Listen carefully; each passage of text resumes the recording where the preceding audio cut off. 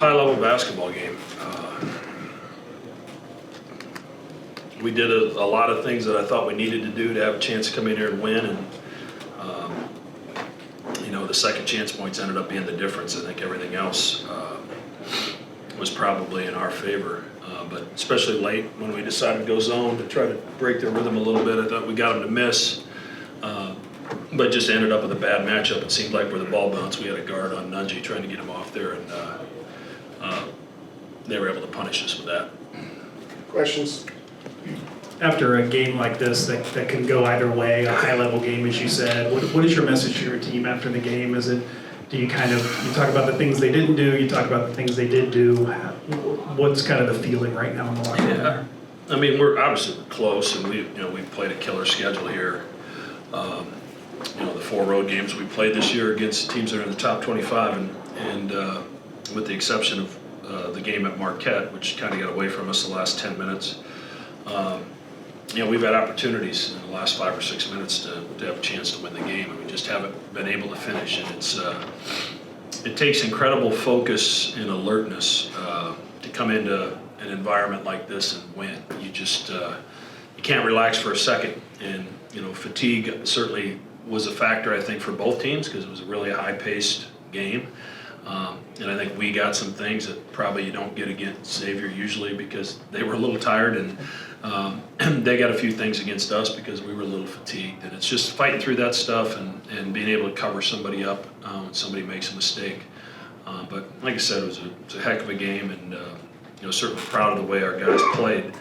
But at the same time, we lost to a really good team.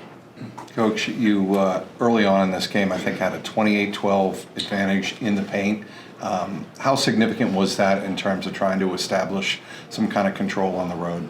Yeah, I mean, if you're scoring in the paint, hopefully you're getting the free throw line too. And we didn't get there as much as we need to. Generally, we're the team that gets there a little bit more than the team we're playing. But Xavier's hard to guard. But we wanted to get there off the dribble. We were able to get Kalkbrenner loose behind the defense a couple times, and then they kind of switched their coverage, and that allowed us to get to the rim some. And guys did a good job of finishing when we got in there. Decided to go with Kalkbrenner on Fremantle and Kaluma on Nunji there for a little while. Can you talk about what you were thinking there with those matchups? You ever thrown a coin in the air and seen if it comes heads or tails? I mean, basically, there's things I like about both of, had we done it the other way, it seems like Fremantle maybe spends a little more time on the block, and Nunji's maybe away from the basket a little bit more. And Zach just was coming off a huge game, and we didn't want him to get started on the block. So we rolled with that.